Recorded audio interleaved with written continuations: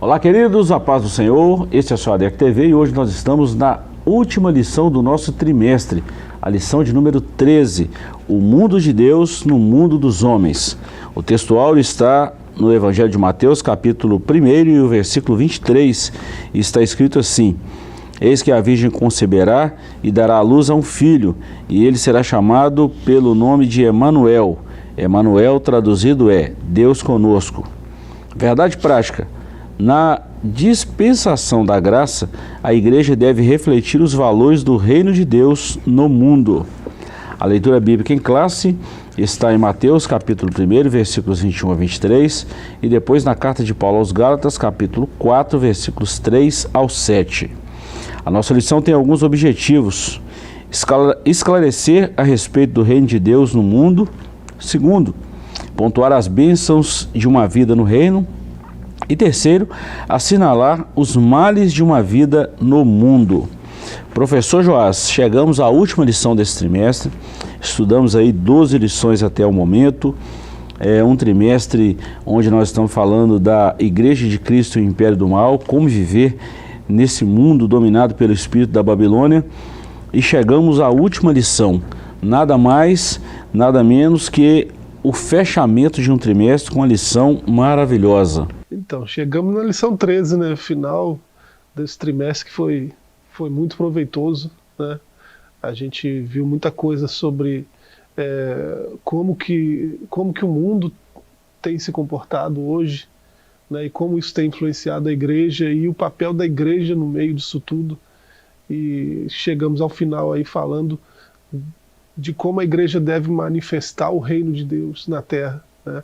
O mundo de Deus no mundo dos homens. Isso foi um trimestre assim que vai deixar marcas, né, na igreja, porque foi muito bom. Foi o comentário do pastor Douglas, né, foi muito certeiro e foi desafiador para nós também, e vai continuar nos abençoando por um bom tempo, eu tenho certeza. Eu achei muito interessante, professor, nessa lição agora, né, no trimestre em si, só a gente dá uma recapitulada rapidinho aqui para a gente contextualizar.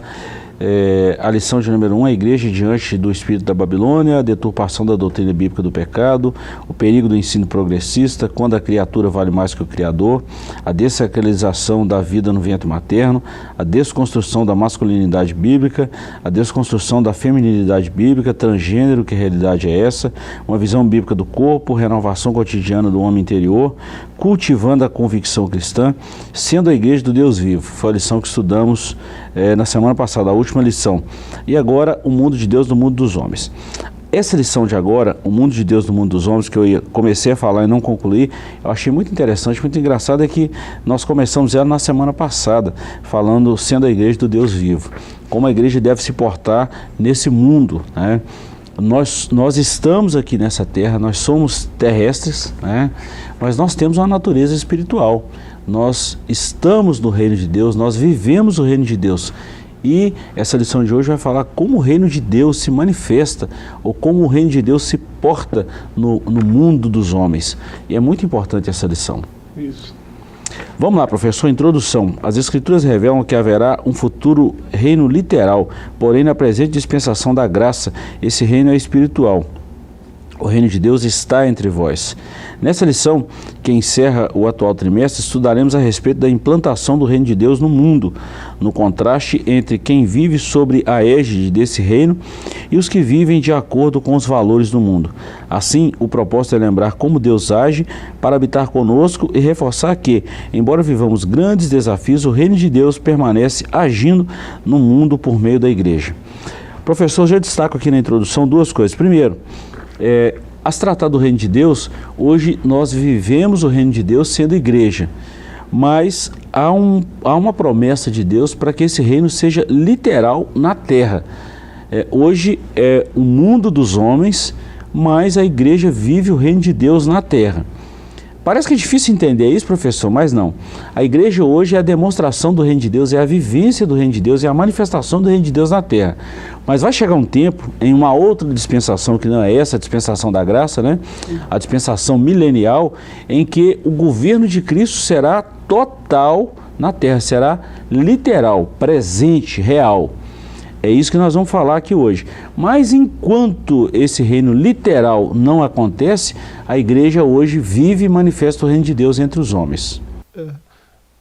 É uma promessa, a promessa messiânica é muito antiga, né? Já tem mais de 2.700 anos que Isaías profetizou a respeito do Messias que viria reinar, né? E assim, você lê lá em 1 Samuel capítulo 7, verso 12 em diante, que esse reino viria da linhagem, né, de Davi, e que esse reino jamais teria fim. E você vê episódios como, por exemplo, quando Acais reinava em Judá, né, você vê que o rei de Israel e o rei da Síria se juntaram, né, para terminar com o reinado de Acais, e isso colocaria em xeque a profecia, né, do reino messiânico, uma vez que esse reino da casa de Davi tivesse fim, né, Deus seria, a profecia não seria verdadeira. E isso aconteceu durante toda a história, né? Muito antes disso, isso aí foi 700 e poucos anos antes de Cristo. Muito antes disso, Deus já falava lá no jardim, né, dessa promessa de um Messias que viria restaurar a ordem. Mas quando Jesus nasceu, né, o Verbo se fez carne, e em todo o seu ministério ele demonstrou que ele é rei e ele é senhor. E esse reinado já em Cristo se manifestou na terra. Então é um reino espiritual, sim, mas ele já pode ser visto em um lugar, né, em um grupo de pessoas, que são, um lugar, é um grupo de pessoas que está em Cristo, né? Esse grupo manifesta o reino já pode ser visto literalmente até, né, no comportamento, nas palavras, na conduta dessas pessoas. Então é claro que se você olhar para uma placa, né, para uma religião, né, para uma vivência religiosa, você talvez não enxergue esse reino, né, mas há pessoas em todo o mundo, né, e em todas as eras que de alguma forma manifestaram esse reino de forma até física, né, de forma visível, palpável, ainda que seja um reino espiritual ainda. Vamos lá, professor. No nosso capítulo primeiro nós vamos trabalhar o reino de Deus no mundo. O segundo capítulo nós vamos trabalhar as bênçãos de uma vida no reino. E por fim, o último capítulo dessa lição de hoje, os males de uma vida no mundo. No capítulo primeiro nós vamos trabalhar 3 subtópicos. O primeiro, a encarnação de Cristo. O segundo, a mensagem do reino. E a terceira, os valores do reino. Mateus assevera que a profecia messiânica se cumpriu no nascimento de Jesus. Esse evento se deu pela concepção de Nosso Senhor pelo Espírito Santo no ventre da Virgem Maria, em que os evangelhos ratificam que ele é o Filho do Altíssimo e que o Verbo se fez carne e habitou entre nós. Ou seja, Nosso Senhor é o Emanuel, o Deus conosco. Assim, no tempo determinado, Cristo se fez homem. Segundo, a mensagem do reino. Após a tentação do deserto, Nosso Senhor deu início ao seu ministério. Desde então começou Jesus a pregar e a dizer: arrependei-vos, porque o reino dos céus é chegado a vós. E ainda, professor, para a gente fechar esse pensamento aqui, os valores do reino. No Sermão do Monte, Cristo revela a ética e a moral do reino, onde destacam-se o necessário controle da ira, a fuga da imoralidade sexual, o casamento indissolúvel, a honestidade no falar, o não revidar as ofensas, a esmola, a oração, o jejum, a partir de um coração sincero, o não julgar os outros, o alerta sobre os 2 caminhos, a advertência contra os falsos profetas, a exortação para a prática desses valores.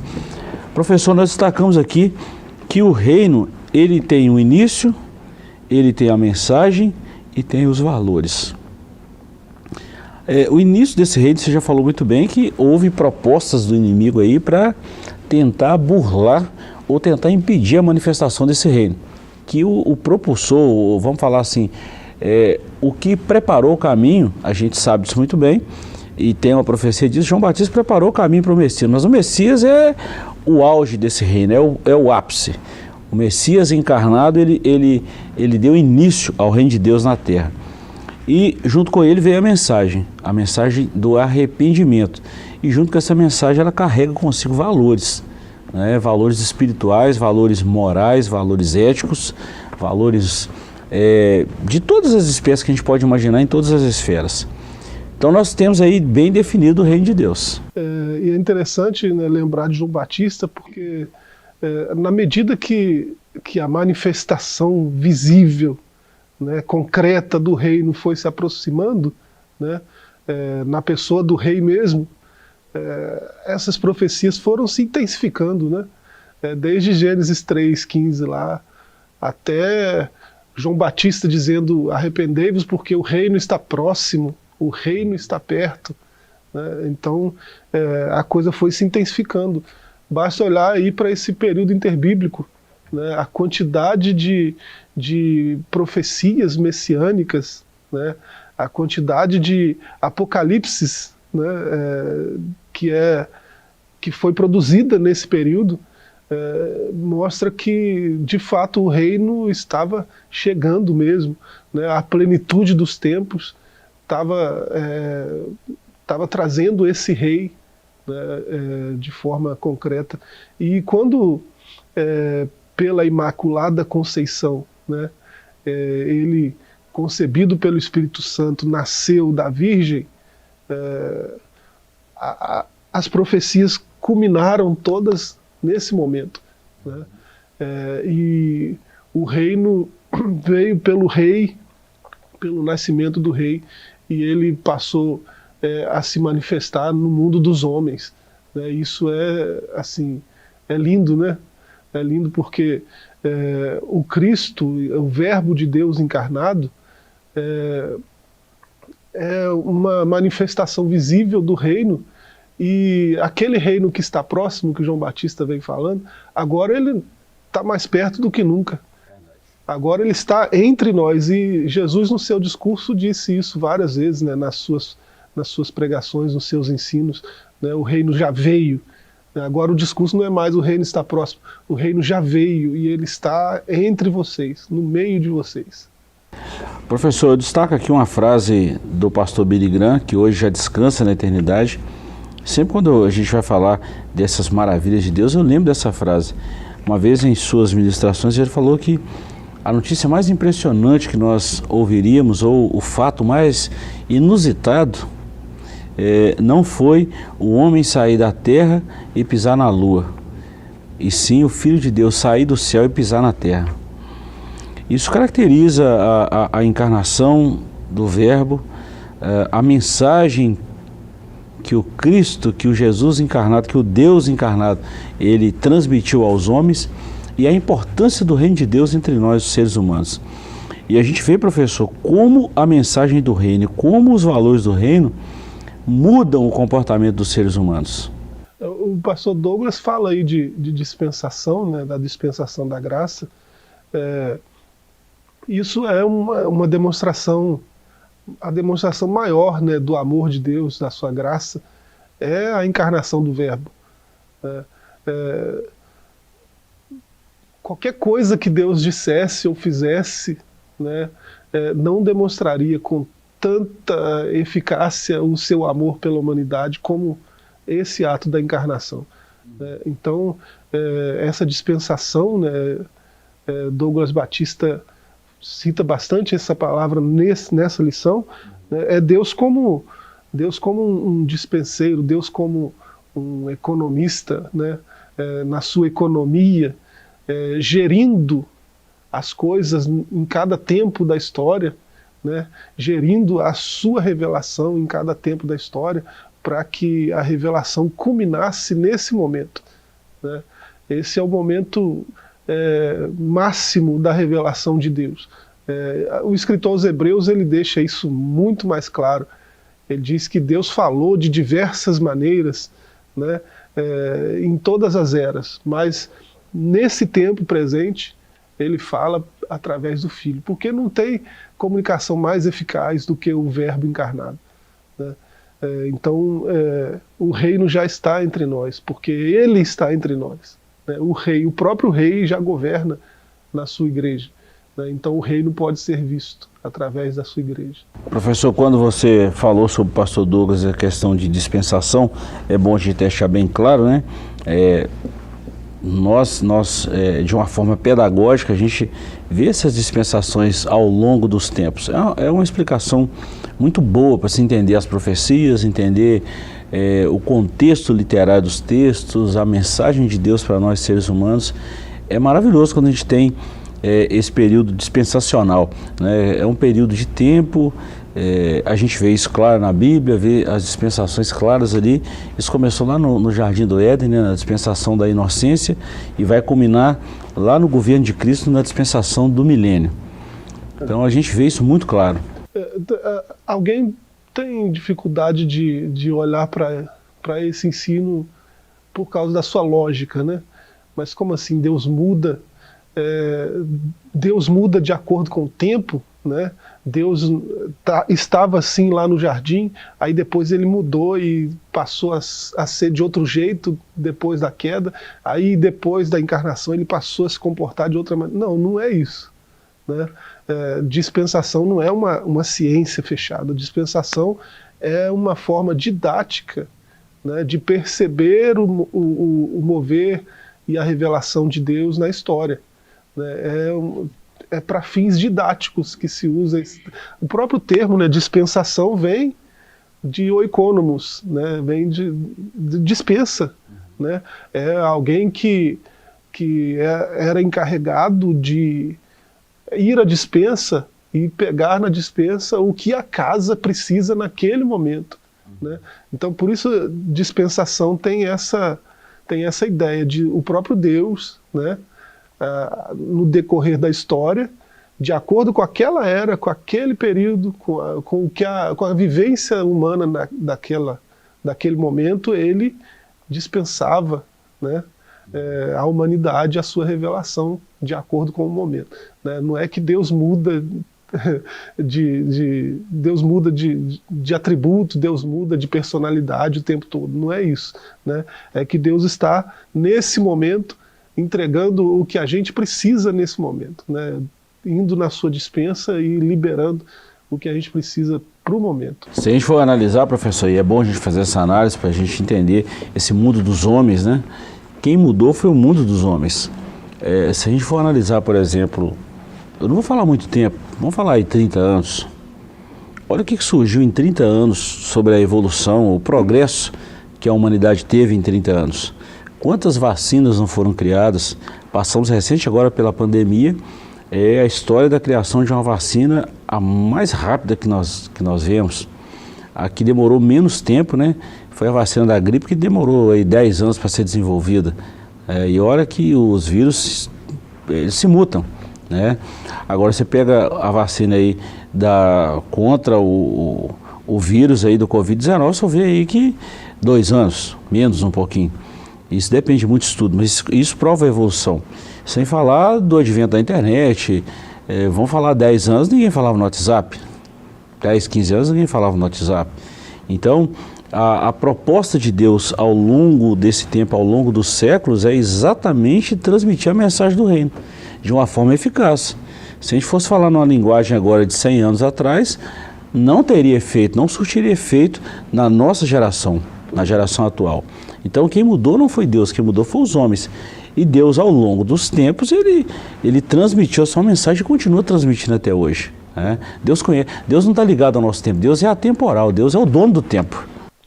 Nós humanos, né, se houvesse uma máquina do tempo e o Gilberto voltasse 20 anos atrás e falasse das inteligências artificiais que tem hoje para o menino Gilberto de 20 anos atrás, ia parecer a coisa mais absurda do mundo, né? Imagina um Deus que enxerga o tempo real, porque o tempo é só uma sensação para nós, né? Mas ele enxerga o tempo real. Tudo que aconteceu e tudo que acontecerá, ele vê agora, né? Como a gente está vendo esse livro. Imagina ele se revelando. Então ele precisa ser muito econômico, por isso dispensação é algo muito didático. Ele precisa ser econômico na revelação, né? Senão a gente não vai entender nada.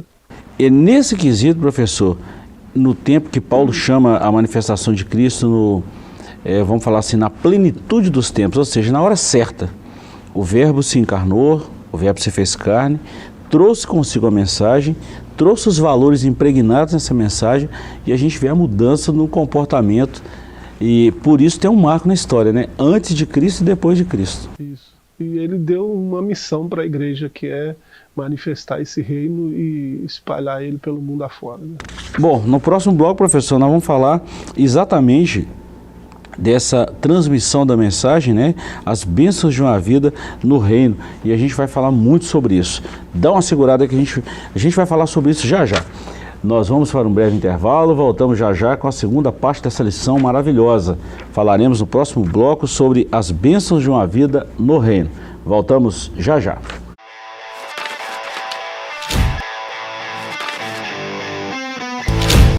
Olá, queridos, estamos de volta com o seu ADEC TV. Hoje nós estamos falando aí da lição de número 13, o mundo de Deus no mundo dos homens. Professor, nós fechamos o bloco anterior falando que falaríamos agora das bênçãos de uma vida no reino. Ou seja, a mensagem que a igreja deve transmitir. Os valores do reino agora estão na igreja, né? A verdade, a igreja faz parte do reino, né, professor? A igreja é o reino de Deus, né? Com certeza. O reino de Deus é esse mover de Deus na história, né, que culminou na encarnação. E porque ele está no nosso meio, né, porque ele move na igreja e através da igreja, a igreja verdadeira é uma embaixada desse reino, né, uma espécie de embaixada, uma ilustração boa, né? Somos então cada cristão um embaixador do rei, né, um embaixador desse reino dos céus. Pastor Douglas Batista cita aí o Sermão do Monte, né? Mateus fala muito desse reino e no Sermão do Monte fica muito evidente algumas características desse reino e esse reino pode ser visto na igreja, nas ações da igreja, nas palavras da igreja. E a gente precisa entender de que igreja nós estamos falando, porque tem pessoas que você fala, igreja, a pessoa dá até calafrios, né? Porque está pensando igreja como uma placa, uma denominação, né? Tipo Batista, Assembleia de Deus, Presbiteriana, Casa da Bênção, né? Universal, essas são igrejas. Aí você fala o termo assim, igreja remete a muitas dessas denominações, né? Em todas essas denominações você pode ver a igreja de Deus, é um grupo que está ali dentro, né? Mas você pode ver também gente que está ali e não tem compromisso nenhum com o reino de Deus, né? No entanto está ali todo domingo, né? Participando do culto, da missa, né? Participando, sendo religioso, e pessoas assim costumam agir de forma contrária ao que deveriam, como embaixadores do reino. E isso depõe não contra a igreja, mas contra essas pessoas, né? Porque a igreja mesmo, a igreja de Cristo, né, o reino de Deus manifesto, né, nessa igreja, a gente precisa olhar para a igreja, para isso a lição passada foi muito pertinente, né? Para a igreja mesmo, a igreja na sua identidade real. E aí a gente está falando de pessoas em todas as eras, né? Desde Adão até no final dos tempos, né? A gente espera que Jesus volte agora, né? Mas se for daqui a 100 anos, então nós estamos falando de pessoas desde Adão até daqui a 100 anos, até quando Cristo voltar, né? Tem essa igreja de Cristo, está em todas as eras, em todos os tempos e em todos os lugares.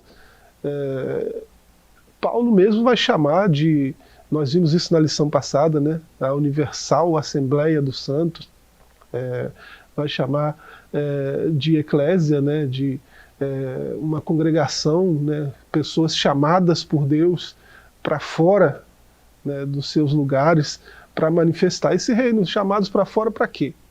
Né? Para mostrar para o mundo que há uma expectativa melhor, né? Há uma vida melhor em Cristo, né? Essa é a vida do reino e a igreja é chamada para isso.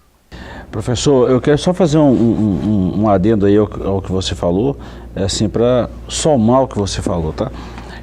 Nós hoje temos uma visão muito errada quando a gente fala assim de igreja. Primeira coisa que a gente fala igreja hoje, a gente vê na mente assim, igreja da Assembleia de Deus, igreja metodista, igreja presbiteriana, igreja luterana, enfim, as muitas igrejas que nós conhecemos hoje, né? Hoje tem igreja aí que se a gente for falar o nome vai virar motivo de um meme. Cada uns nomes de igreja aí. Na cidade de onde eu vim, antes de vir para Caratinga, né? Tinha lá a Igreja Evangélica Pentecostal, Deus virou o cativeiro de Jó. A placa, tinha isso tudo na placa, já pensou? E é bom lembrar que a gente ensina isso na história da igreja, né? Que é uma disciplina de curso teológico, todo curso teológico sadio tem a história da igreja. Essa questão do denominacionalismo, isso surgiu entre os anos de 1648 e 1789.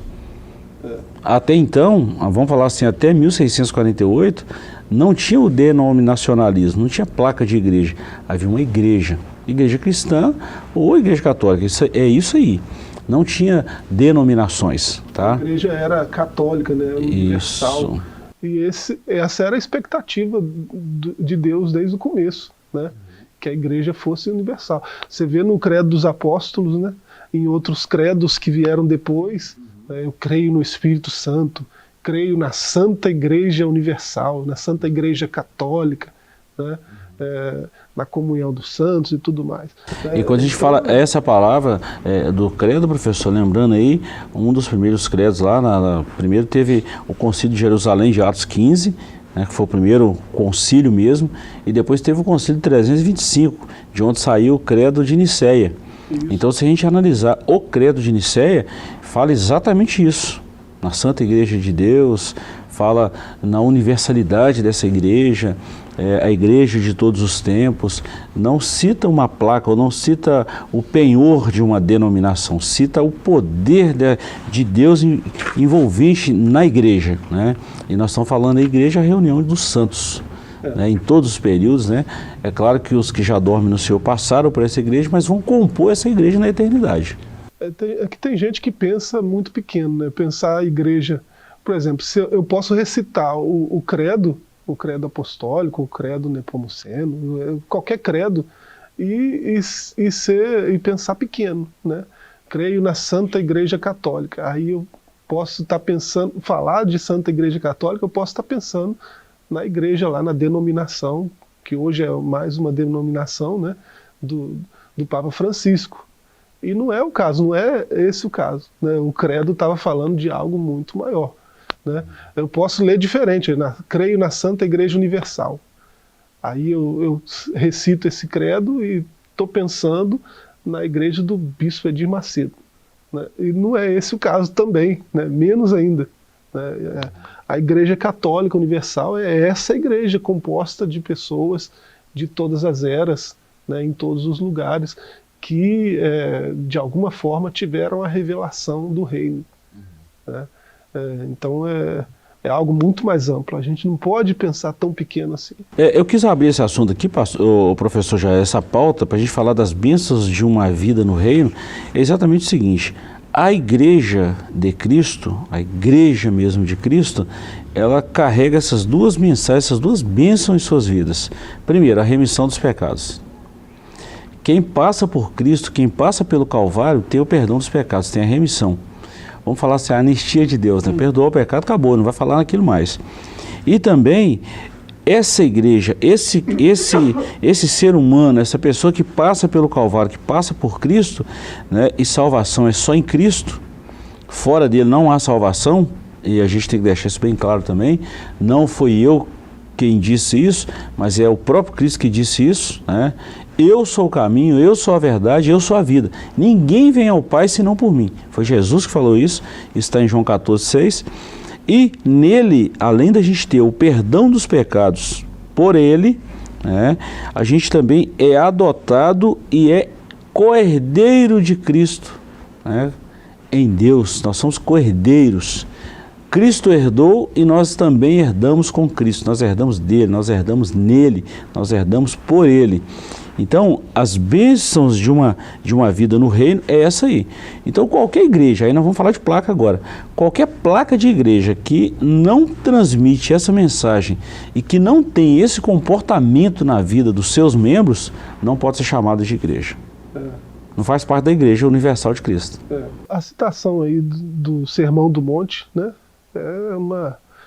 É só dar uma lida, capítulo 5, 6 e 7 de Mateus, né, e olhar para, se eu sou de alguma denominação, olhar para a denominação onde eu estou inserido e ver se é uma realidade, pelo menos há um esforço sincero, né, de buscar obedecer esses parâmetros do reino que são descritos ali, né, e aí você vai ver o quanto nós temos de igreja mesmo, de fato. Eu me direciono a todos que estão acompanhando a gente aqui, professor, se tratar de denominação, se tratar de igreja, eu estou falando isso como pastor agora, tá? A gente sempre traz orientações e tal. E eu vou te falar uma agora. Congregue em uma igreja mais perto da sua Bíblia. Isso é muito sério, professor. Porque tem muitas denominações hoje, muitas placas de igreja que não tem nada de Bíblia. Não tem nada de remissão de pecado, não tem nada de um confronto espiritual, não tem nada de mudança, não tem nada... Peraí, o reino de Deus se manifesta no nosso meio e Cristo não vai provocar nenhuma mudança em nós? O Espírito Santo não vai provocar nenhuma mudança em nós? Nós vamos continuar do mesmo jeito que a gente era numa vida de pecado, numa vida mundana, numa vida de devassidão e achar que vamos para o céu e achar que vamos herdar a eternidade assim? Vai não. É no reino que se manifestam, né, a comunhão dos santos, a remissão dos pecados, e as bênçãos provenientes do reino, como a ressurreição do corpo, a vida eterna. Nós estamos voltando para o credo, né? E assim, isso tudo é bíblico, isso tudo tem embasamento forte nas Escrituras, né? Inúmeras passagens demonstram isso. Então, para você saber se você está inserido no reino, olhando para a sua denominação, você precisa ir para a Bíblia e fazer esses comparativos, né? E aí você vai saber se o reino é uma realidade no lugar onde você congrega ou não.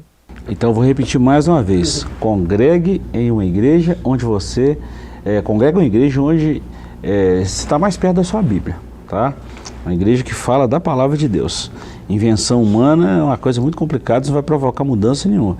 Mas os valores do reino trazidos por Cristo, os valores do reino trazidos por Cristo, aí a situação é diferente, aí o Espírito Santo muda. Professor, fechando a nossa lição de hoje, os males de uma vida no mundo, e nós vamos falar aqui também em 2 tópicos, assim como as bênçãos nós falamos em 2, os males de uma vida no mundo também, o escritor conseguiu sintetizar em 2 subtópicos. O primeiro, a escravidão do pecado e filhos da ira e condenação eterna.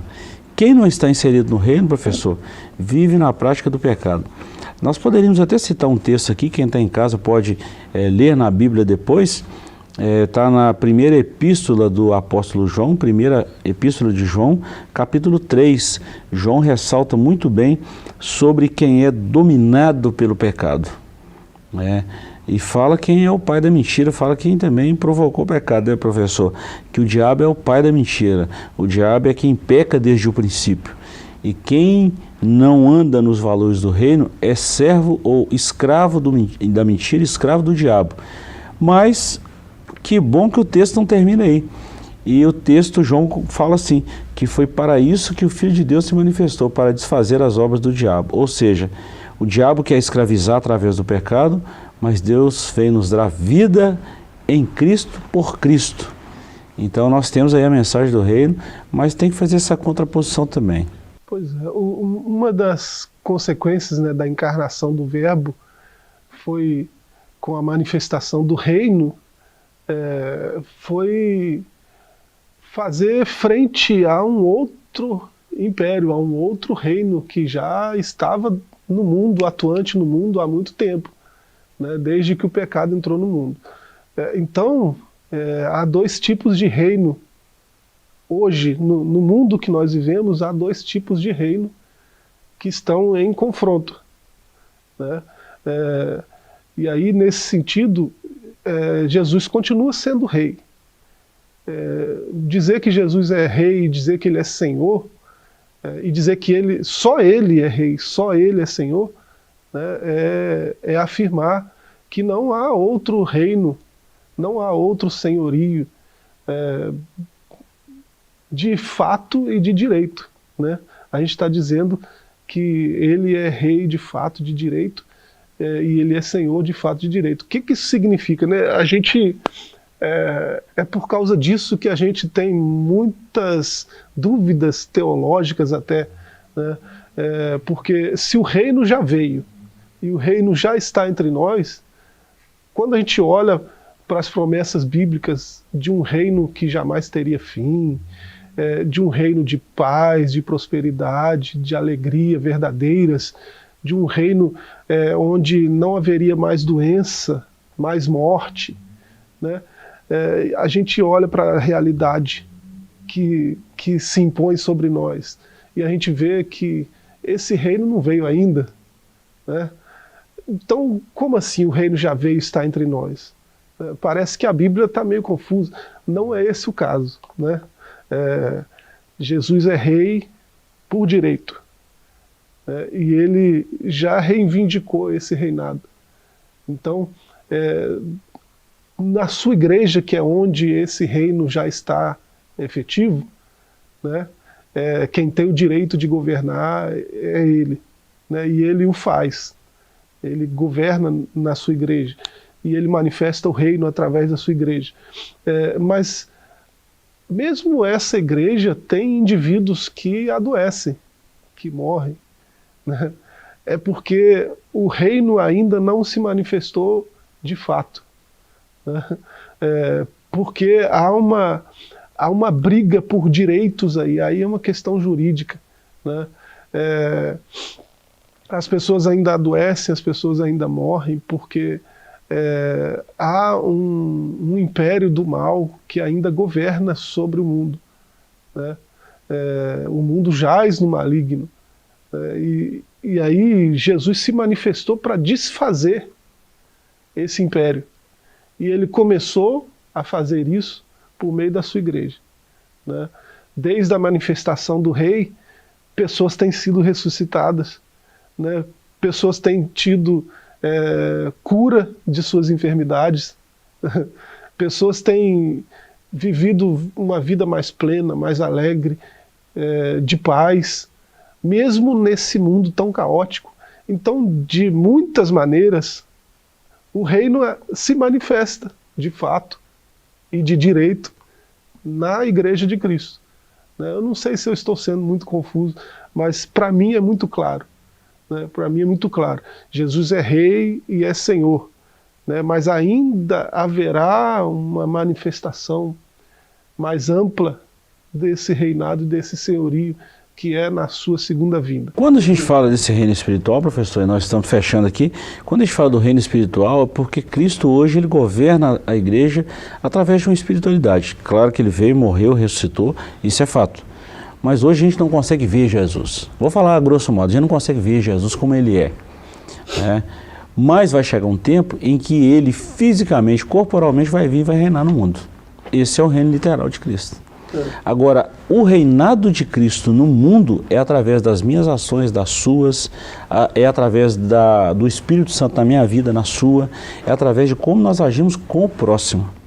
O relacionamento nosso ele precisa ser na vertical, eu preciso me relacionar com Deus, mas ele também precisa ser na horizontal. Como eu me relaciono com o meu próximo é tão importante de como eu relaciono com o meu Deus. Então, o meu relacionamento, quando eu me relaciono com Deus no mundo espiritual, o reino de Deus está impregnado em mim. Como eu relaciono com o meu próximo no mundo físico, no mundo metafísico, no mundo real, é a manifestação do reino de Deus na vida do próximo. Agora vai chegar um tempo que Cristo vai reinar literalmente. Está claro isso aí, professor, eu entendi perfeitamente. Espero que todos entenderam também, né, professor? E é isso aí, e glória a Deus por isso. Agora, professor, fechando aqui, os filhos da ira e a condenação eterna, quem não faz parte desse reino, quem não aceita esse reino, ou quem rejeita esse reino, Jesus falou muitas parábolas sobre a condenação, sobre o inferno mesmo, vamos falar isso literalmente.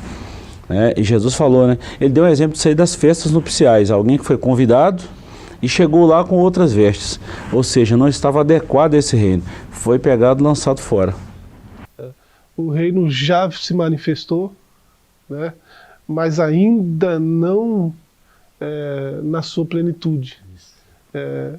E aí isso diz respeito às duas vindas de Cristo, né? A primeira vez ele veio e abriu um parêntese que a Escritura chama de tempo dos gentios, né, para que pessoas, nações, né, venham a ser inseridas nesse reino. E aí esse tempo dos gentios tem um final previsto, e quando isso acontecer, ele vai vir de novo, né, para buscar o seu povo e para reinar com justiça sobre todas as nações. E aí vai ser o reino de Deus vindo de forma mais ampla, né, de forma mais completa. Professor, obrigado, tá? Nós vencemos mais um trimestre com a graça de Deus, foi muito bom. Obrigado. Nós chegamos ao final dessa lição maravilhosa e nós falamos aqui, professor, muita coisa de teologia, e eu quero te deixar aqui um aviso muito importante. Se você quer aprender teologia, uma teologia séria, o IBAFEC agora está em EAD. Venha fazer uma teologia séria. Deus te abençoe, Deus te guarde. E se você quer saber mais sobre isso, está aqui os nossos contatos, entre em contato com a nossa secretaria e obtenha todas as informações. Até o nosso próximo trimestre e ficamos por aqui. Deus te abençoe e até lá.